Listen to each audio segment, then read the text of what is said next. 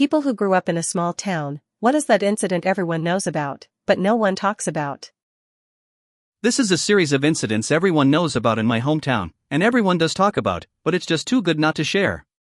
Background first. This is a story about a small, Australian coastal town called Wingham.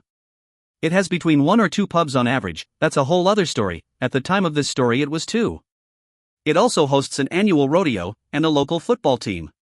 So, when the rodeo is in town, all the cowboys all drink in the top pub. The top pub is a well-maintained traditional, wood and stone country pub, and is quite popular with the, let's call them the town's, relatively elegant drinkers. The bottom pub, on the other hand, is an older timber-only, heritage-listed building. And it's usually not kept in good condition. That's where the footballers drink. Cheap drinks, much rougher crowd. And one year, a couple of the footballers decide to exit the bottom pub, saunter across the town park, enter the top pub, and loudly declare anyone who wears a 10-gallon hat takes it up the arse. They promptly got their own arses handed to them. So, the next year, the entire football team saunters across the park, and kicks the butt of everyone in the top pub. The third year, all the rodeo people went to the bottom pub and beat up everyone in there. The fourth year, both groups unexpectedly encountered each other in the middle of the park, halfway.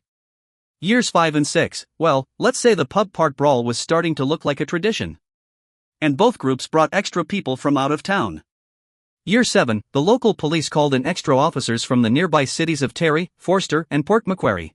And they were waiting with paddy wagons, lockup vans, for the two groups. Who showed up?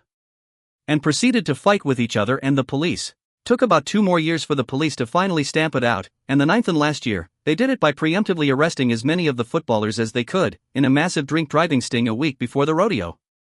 And threatening the rodeo people the instant they arrived in town with severe prison time if they so much as blinked at the bottom pub. So, my hometown.